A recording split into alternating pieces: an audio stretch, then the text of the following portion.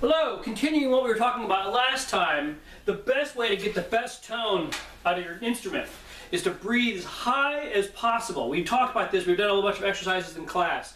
Make sure you're feeling the breath really on the upper back part of your neck. You should have that kind of screeching sound when you breathe it in, because that really means you're getting all the oxygen you can really, really high up to here. Okay, so that filling that in. And then your face, when you put your face up to the tuba, it should be really kind of sideways a little bit. It's actually better if you get the kind of the corner of your mouth into the mouthpiece, and then you'll kind of want to turn it to the side, kind of like this, so you get this kind of this tweaking kind of sound. But it's the exact sound that you want. Okay, so that really high breath, your mouthpiece kind of off to the side with your face kind of tweaked a little bit to the left. So we're going to play a long note, and I want you to hear the beautiful tone that we're getting with this technique. Okay, here we go.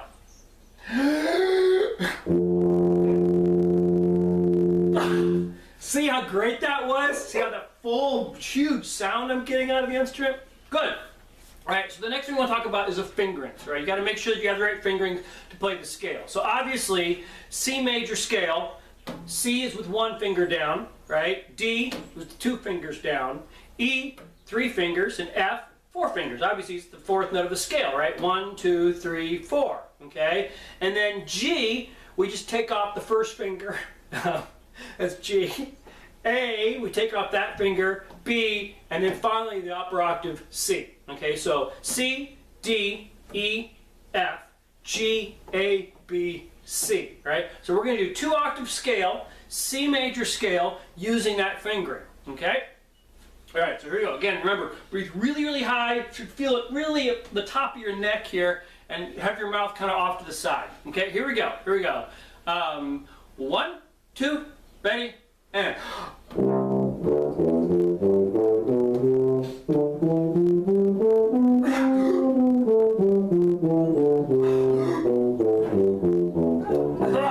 That was great. Good for you. Good for you. So that's the kind of tone, that's the kind of fingering you want. Okay. So now I'm going to put all this together. You know, we talked about the fingerings, talked about the tone, talked about how phrasing with the ensemble. You want to make sure that you're always on the back side of the beat as a tuba player, right? So you almost want to feel like you're a whole quarter note behind the entire time you're playing. It really helps the ensemble push forward, and make sure that if you're supposed to be tuning at A440, you really want to be a little bit below that, A435, somewhere in there. It really helps the intonation of the ensemble stay really consistent if you're a little bit on the flat side.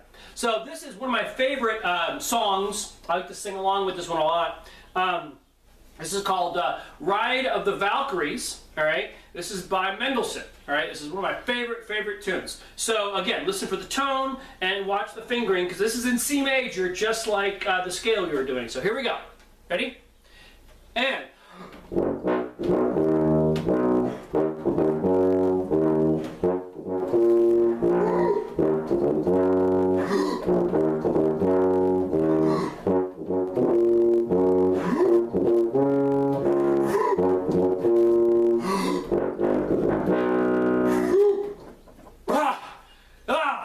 Good job. All right. So thank you very much.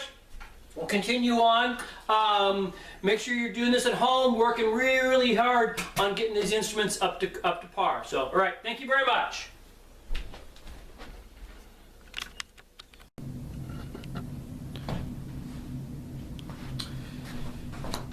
Hello.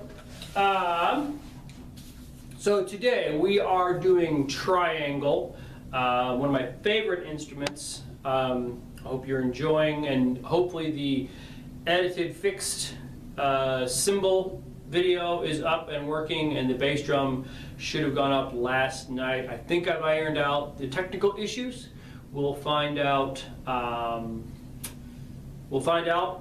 me know if there's any issues. Please let me know. But I think we've figured it out. So, all right, triangle.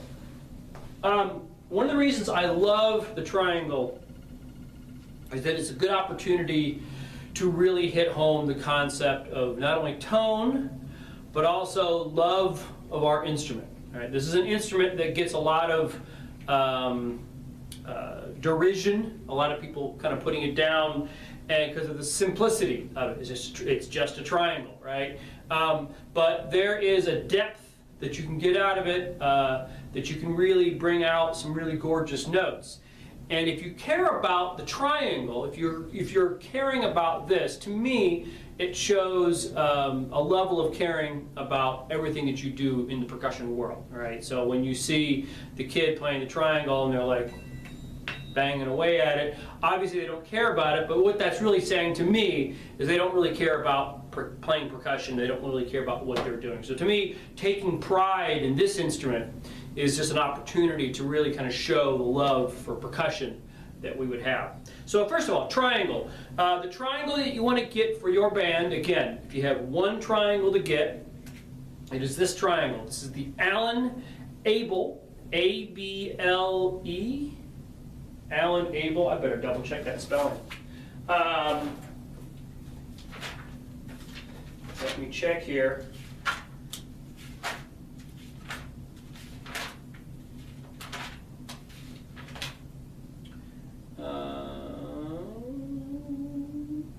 A-B-E-L, thank you, A-B-E-L, Alan Abel, A-B-E-L.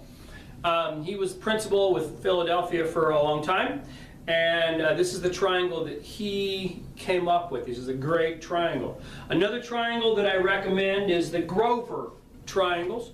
Grover triangles are great too. So Alan Abel is a good triangle, and we'll talk about sound characteristics. Grover is also great, and again, we'll talk about sound characteristics. There's also Black Swamp triangles. They make some great triangles. There are a couple, 3 or 4 other different triangle makers. They all make great triangles. But this is a good one to get started with your band. It's easy to play, and it sounds good in the band setting. One of the things you'll notice about this triangle is it's very thick. Very thick, and it has this tapered end to the 2 points here. That's specific to Alan Abel triangles. The big one, I have the big one. This is the baby Abel. This is the little baby triangle, and then this is the big Alan Abel triangle. But this is kind of a unique look that the Alan Abel triangle has. All right. So in addition to a triangle, you also need a triangle clip.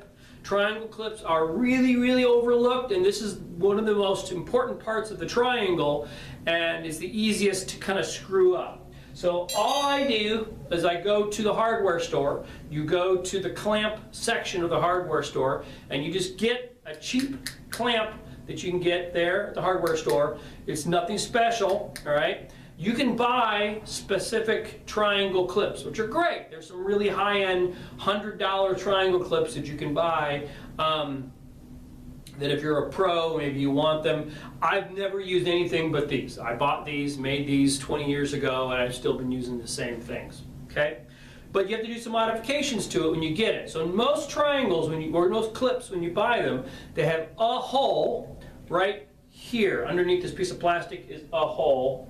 And my other one is also covered up. So there's a hole here, okay? You need to put a second hole, all right? So I have one hole here, and then I have a second hole that I put right here, right? So if this is where the fulcrum of your clip, I put it just to the other side of that, all right? The point is you want them far away from each other. You don't want them too close to each other, and you need 2 holes, all right? Then you want to take your string, and ideally you want the thinnest, most resilient string you can get, all right? And you want it to be short. You don't want a long string. We'll talk about that in a little bit. So you want to string it through and around. Ideally, you want 2 strands of your thread going through there. So this is a plastic nylon thing that I used a hot glue gun and affixed it to the other side. My other one, I used fishing line. This is a really thick fishing line, and I put 2 on here. One of them broke, as they're supposed to do. The reason you have 2 is that when one breaks, the other one can catch it. Ideally, one of them is slightly longer than the other one, so that your triangle is only hanging off of 1 clip, or 1 strand, and not 2. And so when one breaks, the second one will catch it until you can go back later that evening and change it. Because what you don't want to do is have them break and the triangle falls on the floor and then you get fired from playing with the New York Phil. Okay, so you want to make sure you have that strand there. So like I mentioned, you want it as short as possible. all right, and you want it to be far away. And the point is, we want very little touching the triangle, all right? If I have this really long and very close together, I'm going to have a loop that comes down and back up. And my triangle will be laying in there, and a lot of the triangle will be touched by the string, because the string's going to be coming along the triangle and then back up. If I have it longer and short, then the string is going to be closer to horizontal, which means less of the triangle is going to be touched by the string, and it's going to resonate longer. All right, so you want that nice and short as you can get. This is as short as I can get and comfortably get this triangle into it. All right, so there's going to be obviously a little bit of motion, but that's all the motion I'm going to get out of it. So that motion is important. What happens is when this string gets long and I try to play the triangle is going to spin on me. You've seen percussionists hitting a triangle and it keeps going around and around and around and around because their string is too long. All right, so you need to make sure that string is short. And what's going to happen, this happens in every percussion section. All right, this string is going to break. All right, it's going to break. They'll be in band, they'll be playing, it's going to break, and they're not going to tell you. All right, it's going to break and they go, oh dude, triangle clip's broken. And then the bell's going to ring and they're going to leave. Right? They're going to leave, they're not going to tell you it's broken. The next day they're going to come back, they're going to be in band, someone's going to pick up the triangle like, Timmy broke the triangle clip yesterday. Well, what are you going to do? I don't know. So they're going to figure something out to do. And this is what they're going to do. They're going to go to a piece of carpet. I don't know if you can see this, but this carpet has strands coming off it. And they're going to grab strands of carpeting. This happens in every band room. They're going to grab strands of carpeting off, and they're going to tie it and make a big knot. And what's going to happen is that strand's going to be really long, so the triangle is going to swing around, and it's going to be big and fluffy, so it's going to be muffling the instrument. So you're going to have this terrible, awful triangle clip. And the thing is, they're going to do that, and they're still not going to tell you. And then the whole semester is going to go by, and you're not going to notice that they've been playing Ring Around the Rosie with their triangle all semester. And so you have to kind of worm out of them what happened to it and did it actually break. So you have to check up on the triangle clip. So today, when I went to set this up, I went to grab my bag, and my triangle clips were not in my bag. And I was like, oh goodness, what did I do with my triangle clips? And I just remembered that the orchestra played that piece that called for 3 or 4 or 5 triangles. And so I had to lend my triangle clips to them because we only have 1 or 2 working triangle clips because all the rest of them, the strings are busted. And nobody knew about it, or nobody told me until it was too late and we needed it. And so they had my triangle clips, so I had to go grab them. So you got to make sure that the triangle clips are in good shape. All right. Now, why is it important that we have a clip? Because sometimes you have to clip it to something, and we'll talk about that towards the end of today. But you also have to hold it, and holding this triangle clip is very, very, very important, the way that you do it. So, this process to holding a triangle clip, everybody take your left hand. If you're right-handed, or if you're left-handed, you can do it with your right hand, but it's just easier if you just take your left hand, hold it out like you're holding a cup of coffee. All right. So I got my cup of coffee. I'm going to take my index finger and raise it up. All right. So I'm just holding a cup of coffee, raising my index finger up. I'm going to take my triangle clip. I'm going to sit it on my thumb and my middle finger. My index finger is now going to come on top of it to steady it.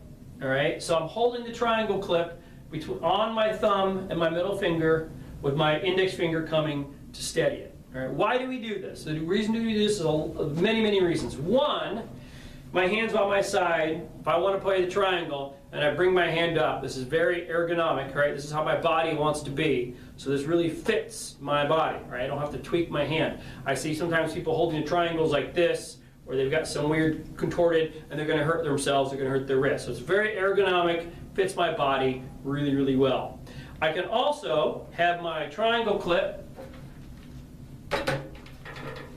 my music, and my conductor all here, right? If I'm holding my triangle down here, my instrument's down here, my music's here, the conductor's there, okay? So by holding it up like this, I can see my music, I can see my conductor, very, very important, right? The other reason is, if I want to muffle my notes,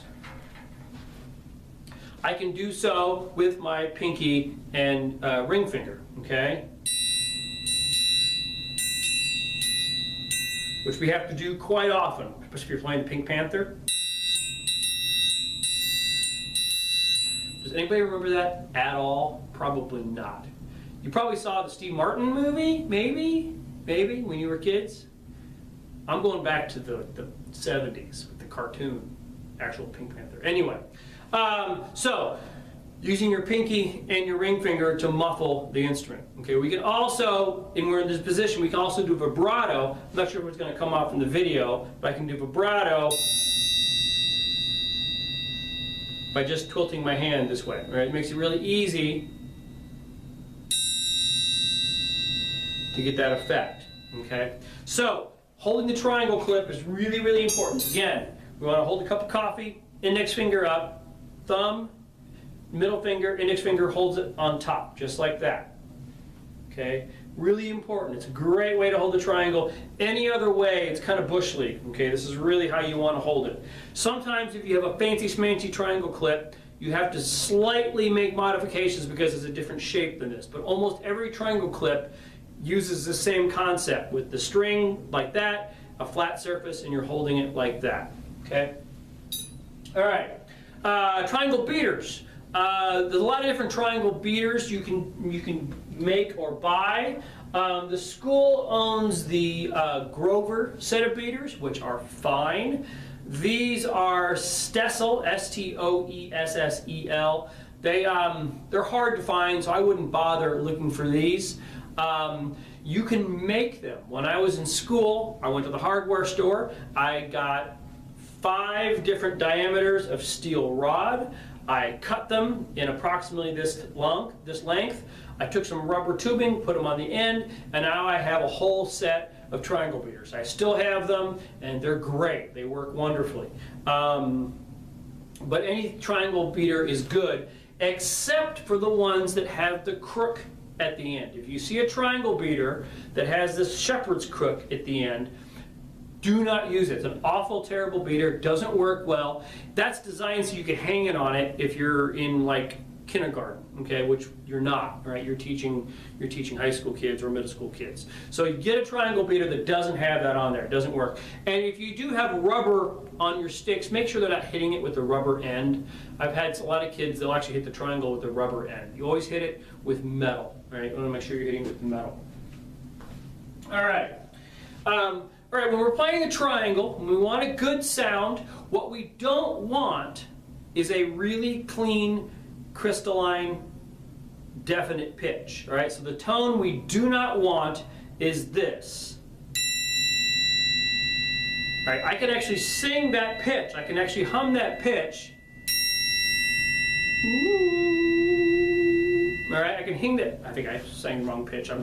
I'm tone deaf this week. I don't know quite why. Maybe being out of school. I don't know. Anyway, but that's a really clear pitch, which is what we don't want. What we want is the messiest, most overtone-rich tone possible. And why do we want that? 2 reasons. One, the main reason is overtones is going to help the triangle sound cut through your band without it being just loud. Right? If I get a really overtone-rich sound, it's going to cut through the band and you're going to hear it even at pianissimo. And the second reason is if I have a clear pitch, that pitch might interfere with the tune. So case in point, when I was an undergrad, I had this triangle. I bought this when I was an undergrad. I played a piece. It was a violin concerto with band. It was a Kurt Weill violin concerto. And the very last note of one of the movements, it was me on triangle with the soloist. And I played my note, and he played his note, and then he looked back at me and he said, "What pitch is that?" I said, I don't know. It's a triangle. I don't know. And because it was such a clear pitch, he had to match it in his playing. Right? He actually had to play out of tune the last note so that he matched my triangle. Right? So I was causing him to have to tune to me, which is not what you want. If you have a really overtone-rich sound, you're going to have a really complex tone, and you're not going to have a clear pitch, which is exactly what we want. Okay, going back to the Alan Abel triangle.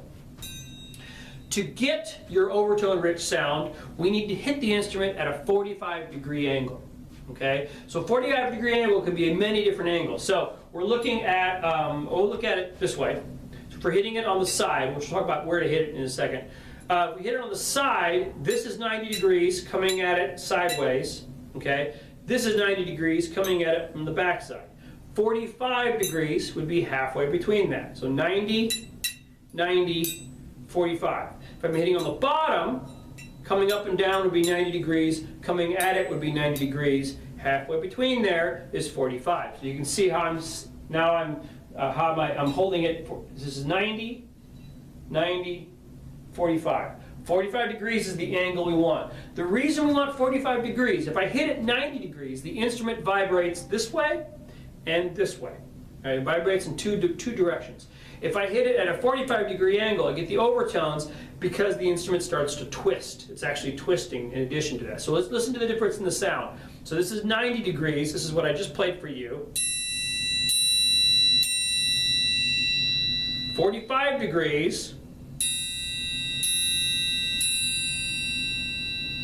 There's more richness to the tone. There are more overtones, more different sounds coming in there. And that's the sound that we want. We want to make sure that we're getting a lot of overtones.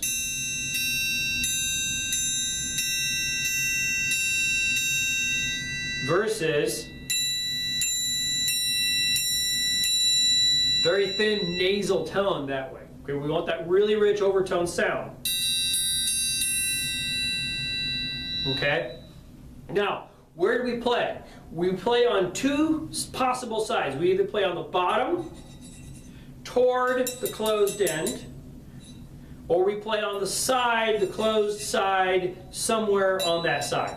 Where we don't want to play is here on this open side or anywhere near the opening. Okay? Sometimes you can play in the middle, depending on the instrument. Sometimes you want to play to the right. Again, depending on the instruments. Sometimes you want to play over here. Again, depends on the instrument. Typically, I will play on this side of the instrument, but I don't play this instrument very often. I play some of these other ones more often than I play this. So I play kind of all over the instrument, right? So when you're playing 45-degree angle, whether you're playing on the bottom or whether you're playing on the side, right? Doesn't really matter. If I use my Grover, this is my Grover triangle, playing on the bottom, very different sound, and on the side. Okay? Oftentimes when I play on the side, not only am I going to have 45-degree angle this way, I'm going to have 45-degree angle this way. Try to make it as complex as possible when I hit it, so I can get the biggest spread as I can out of those notes. Okay? So 45-degree angle, hitting it either on the side that's closed or here. Stay away from the open side. Okay? If we want to roll, if we want to sustain a note, actually let's back up a second. Speaking of sustain, we talked about with cymbals and bass drum the idea of a sustaining tone, right? Triangle is the same way. If you have a half note, play a half note. If you have a quarter note, play a quarter note, so on and so forth. Again, oftentimes your articulation is going to depend on what the band's doing, right? Are they playing long notes? Are they playing short notes? All right, a lot of that's going to depend on what you do, right? Do I play a long note? Or do I play a short note? Page, and or what the ensemble's playing. And then, of course, what the ensemble is more important than what's printed on the page, particularly if you're playing something older. Okay? If you're rolling on this instrument, the two places you can roll, right? You can either roll down in this corner here, up and down motion, or you can roll on the top of it, a sideways motion. Different people have different ways to look at it. A lot of people recommend rolling at the top because I'm going side to side. I don't have gravity getting in my way. If I roll down here, some people argue that my downstrokes are going to be louder than my upstrokes because of gravity. I typically will play down here, and the main reason I do is that when I'm playing the instrument normally, I'll play down here, And then when I want to roll, I just move over here and I roll. All right, so I like to have these two areas close to each other. If I'm playing here, and then I have to roll and go all the way up here, I don't like how far I have to go. Or, even worse, well, both of them are bad. If I'm on the side here, on the outside, I have to move inside. So I'm usually going to play and then roll if I have to go back and forth. Okay, rolling is the same thing as far as the angle. I don't want to roll at a 90-degree angle. I want to roll at a 45-degree angle. Okay, so it's going to give me, again, that complex tone. And I really think about that when I roll. Okay, you can hear the sound of that. Here's another Grover triangle. This is called their super overtone. I love this instrument. It's really a wide, wide instrument.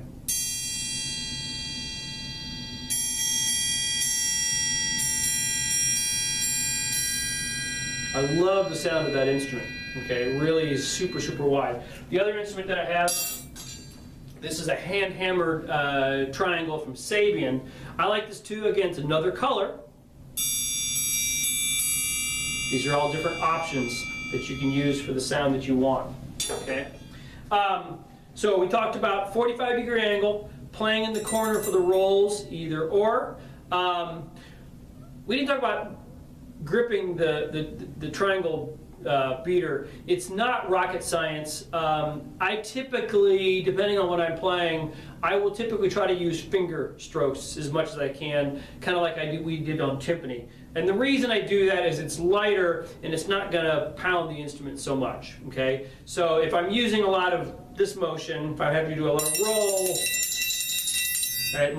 so if I use fingers, or I'm a little more relaxed, it's going to sound better. Okay, the more relaxed you are with this, kind of like cymbals, the better it's going to sound. All right, if we have to play fast notes with this instrument, and one beater is not going to work. So if we're playing March the Belgian Paratroopers, there's a lick in there. If you're playing Brahms 4, there's a lick in there. I can't play it fast enough with one hand. What we want to do, I'm going to do this correctly here.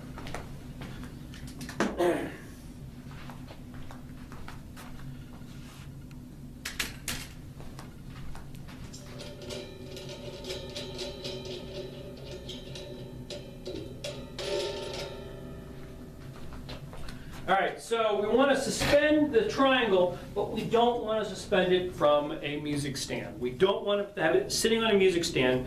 Reason being, if we put it on a music stand, we're going to get the sound of the music stand added to the triangle, and or the music stand is going to absorb the sound of the triangle.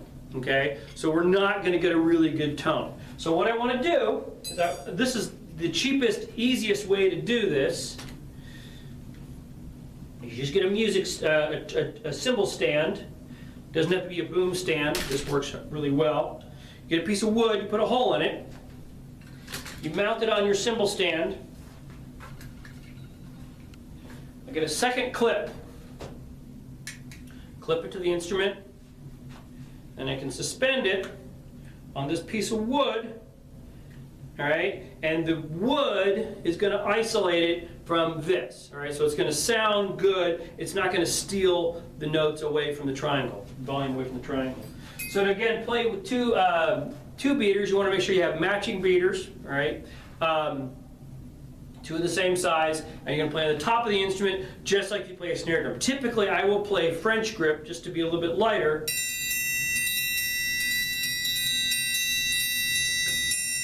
I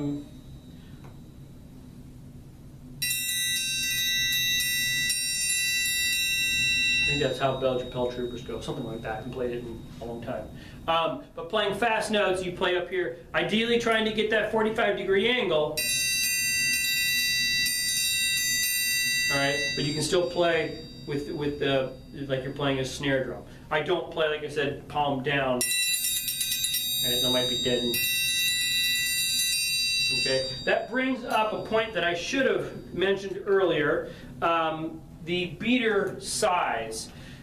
You want to have an array of beater sizes, but what you don't want to do is you don't want to play too much with small beaters. All right, this is a medium beater. If I go to my smallest beater, this is really, really thin. All right, if I want to play loud with this beater, it becomes kind of unfocused, but it's not big. It's not huge and open. It's just kind of, again, nasally. I'm trying too hard with this little beater. Instead, I want to go to a big honking beater. All right, with this, I can really be loud. And I don't have to be beating the snot out of it. I let the weight of the beater do the work for me. So the difference, here's the big beater. I'm going to do a roll.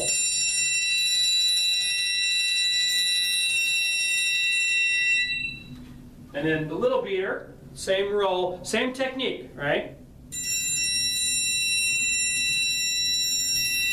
So it helps me play soft. But I only want to use this itty bitty beater if I'm playing really, really, really soft. If I have to do something that's 2 Ps, maybe even 3 Ps, this is great. Okay. Otherwise, you want to go to a medium beater at least, all right, to get a nice, good tone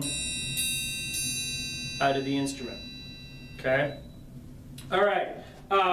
So I believe that's all for triangle. So the important points, or the 3 questions. The 3 questions for triangle is: 1, what is a good manufacturer of triangle that you should buy for your band? All right, we talked about 2 different makes. 2, what angle should your beater be at when you hit the instrument? And number 3, when you hold the triangle, what shape should your hand resemble? All right, what should your hand be doing when you're holding the instrument? So again, question number 1, what make and model, what triangle should you buy? Number 2, what angle should you hit the instrument? And number 3, what should you do with your left hand? How should you hold the instrument holding your clip? So, all right, thank you very much. Have a good rest of the day.